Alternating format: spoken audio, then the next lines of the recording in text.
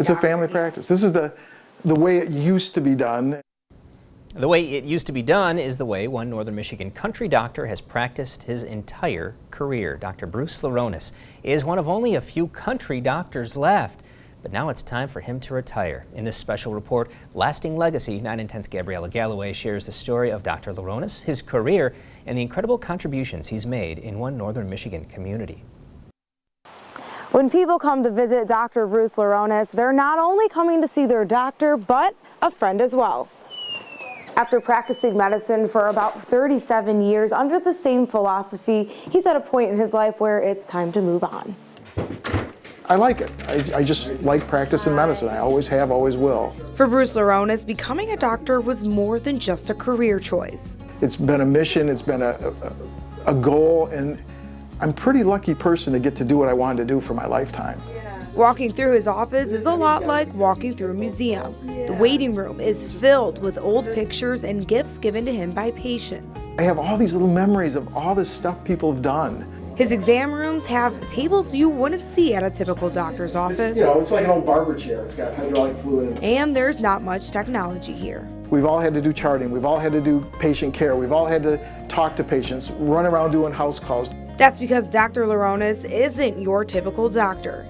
He's one of the last country doctors around. I grew up on DuPont Street in Flint, Michigan in a house office with my dad was a practicing physician, and you just took care of the whole town. And you did house calls, and you dispensed meds. We just took care of them.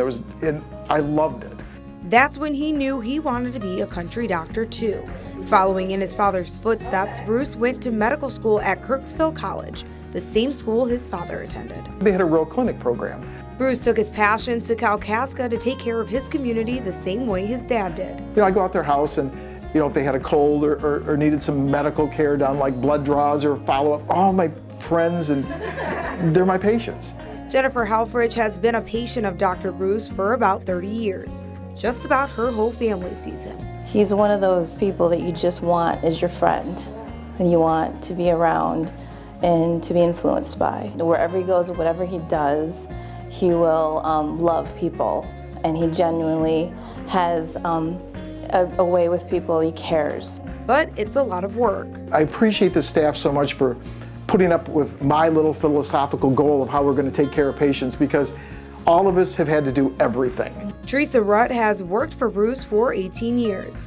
It would be difficult to work for a doctor that you didn't believe in, that was good with his patients. So that's why I've chose to stay here all these years. His compassion and dedication to his staff and patients is why Teresa says they'll miss him so much. Difficult, very emotional. You saw the cards come in and people coming in just to give them hugs. Bruce saw his last patient last week, retiring from his lifelong passion.